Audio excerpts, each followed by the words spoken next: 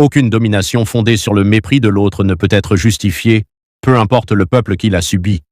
Je crois que le crime de colonialisme est un crime qui doit être souligné parce que c'est le grand crime de notre époque, qui est fait du mépris de l'autre. C'est-à-dire que nous avons, c'est le point de vue clair de l'Européen, du colonialiste.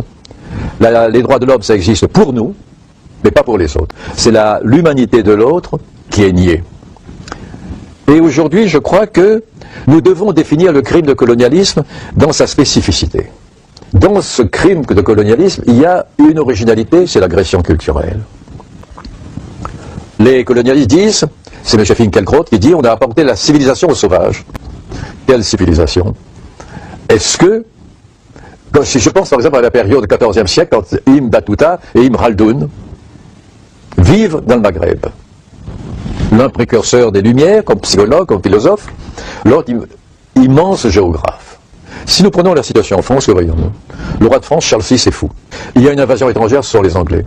S'ajoute une guerre civile entre Armagnac et Bourguignon. Il y a la peste noire. Les routes sont infestées par ceux que leur nom désigne déjà, les écorcheurs. Bon. Où est la civilisation à ce moment-là, de quel côté? C'est pas parce que l'Europe a acquis à un moment une avance technique qu'elle peut proclamer que les autres n'étaient pas civilisés et qu'elle seule est civilisée. Vous avez, M. Klarsfeld, dit, on leur a apporté la culture. On n'a pas apporté la culture, on a nié la culture locale. Dans la colonisation, la religion locale est devenue une superstition. La culture locale est devenue du folklore. La langue locale a été traitée comme un patois. Et c'est sur ce cimetière culturel que les autres essayent d'imposer leur culture et leur tradition dans les rues des pays colonisés. Les rues portent des noms de personnages qui ne correspondent pas du tout à l'histoire du pays. Ils sont incompréhensibles pour les gens du pays. On nous dira aussi, on a construit des routes et des chemins de fer, par exemple. Au procès de Barbie, j'avais demandé à un confrère du Congo d'être à mes côtés. Bemba a parlé de la construction du Congo-Océan.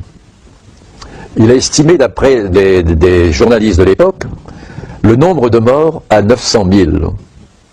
Ces gens sont morts sous les coups de fouet pour construire 600 km de chemin de fer utiles aux colons pour l'exportation de leurs produits.